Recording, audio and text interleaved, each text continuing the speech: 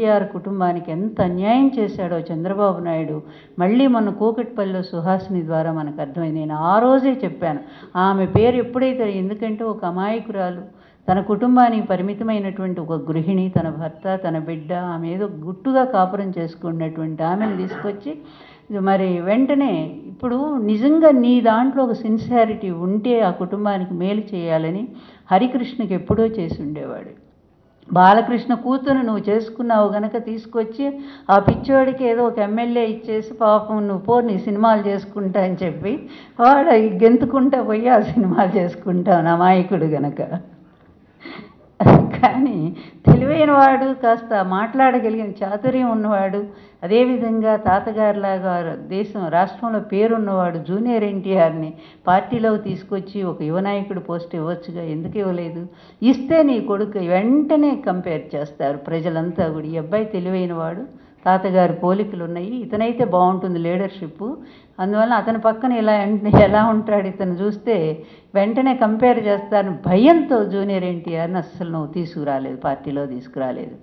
మళ్ళీ మొన్న హరికృష్ణ చనిపోయేసరికి ఒక్కసారిగా ప్రజల్లో ఒక నిరసన వచ్చింది, ఈ కుటుంబాన్ని ఇతను వాడుకుంటున్నాడు, అసలు నందమూరి వాళ్ళదైతే ఆస్తి నారా వాళ్ళు ఎంజాయ్ చేస్తున్నారని. అందుకని అప్పటికప్పుడు ప్లాన్ చేసి సుహాసిని తీసుకొచ్చాడు, ఆమెను ఒప్పించి నువ్వు నిలబడమ్మా నిన్ను గెలిపిస్తాము అది ఇది అని చెప్పి. నిజంగా అయితే జూనియర్ ఎన్టీఆర్, కళ్యాణరామ్ ఆమె సోదరులు ఇద్దరు తమ్ముళ్ళే. మరి వాళ్ళు వచ్చి అక్కగారి సీట్ ఇచ్చినందుకు ఆనందంతో వాళ్ళు ఎంత ప్రచారం చేయాలి, ఇంత బ్యాడ్ అయితే ఉండేది కాదు వాళ్ళు ప్రచారానికి వచ్చి ఉంటే. కానీ వాళ్ళు ఎందుకు రాలేదు అక్కడే అర్థం చేసుకోవాలి.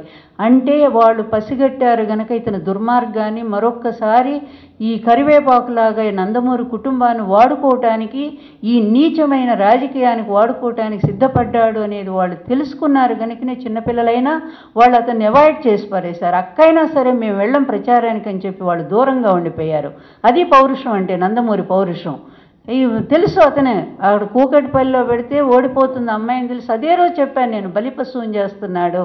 ఆ రోజు ఎన్టీఆర్కి అదే చెప్పాను నేను, జూనియర్ ఎన్టీఆర్ నాయనా వెళ్ళబాకు, నిన్ను వాడుకొని వదిలేస్తాడు, నీ సినిమా జీవితాన్ని కూడా నాశనం చేస్తాడని. అట్లాగే జరిగింది.